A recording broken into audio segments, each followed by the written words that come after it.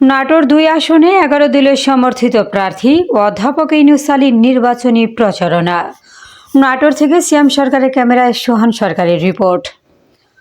ত্রয়োদশ জাতীয় সংসদ নির্বাচনকে সামনে রেখে নাটোর ২ আসনের ১১ দলীয় সমর্থিত ও জামাতে ইসলামী মনোনীত এমপি প্রার্থী অধ্যাপক ইউনূস আলীর নির্বাচনী প্রচারণা শুরু করেছেন। আজ নাটোরের দীঘাপতিয়া উত্তরা গণভবনের সামনে থেকে তিনি আনুষ্ঠানিকভাবে তার নির্বাচনী প্রচারণা কার্যক্রম শুরু করেন। এ সময় তিনি সাধারণ ভোটারদের সঙ্গে কুশল বিনিময় করেন এবং তাদের কাছে সমর্থন কামনা করেন। প্রচারণাকালে তার সঙ্গে উপস্থিত ছিলেন নির্বাচন পরিচালক ও জেলা সহকারী সেক্রেটারি আতিকুল ইসলাম রাসেল, নাটোর সদর থানা আমির মাওলানা মীর নুরুন নবী, নাটোর শহর সেক্রেটারি আলী আল মাসুদ মিলন, দীঘাপতিয়া ইউনিয়ন আমির মাওলানা আখের আলী, জামাত নেতা রুহুল আমিন জিহাদি ও মাওলানা আব্দুল মজিদ সহস্থান নেতা কর্মীরা। হত্যাকাণ্ড চালিয়ে নির্বাচনের পরিবেশ তারা নষ্ট করছে।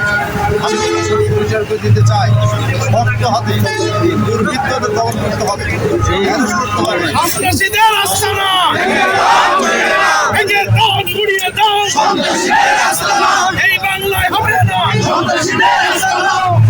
অস্ত্রধারীদের অ্যারেস্ট করতে হবে, দুর্বৃত্তদের অ্যারেস্ট করতে হবে, যারা বিশৃঙ্খলা ছিল তাদের অ্যারেস্ট করতে হবে, যারা নির্বাচন আচরণ লঙ্ঘন করছে তাদেরকে অ্যারেস্ট করতে হবে।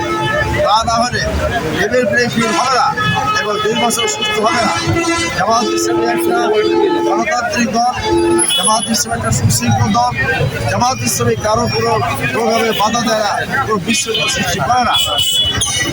যেসব দলেরা নিজেদের দলের মধ্যে মারামারি তারা আগামী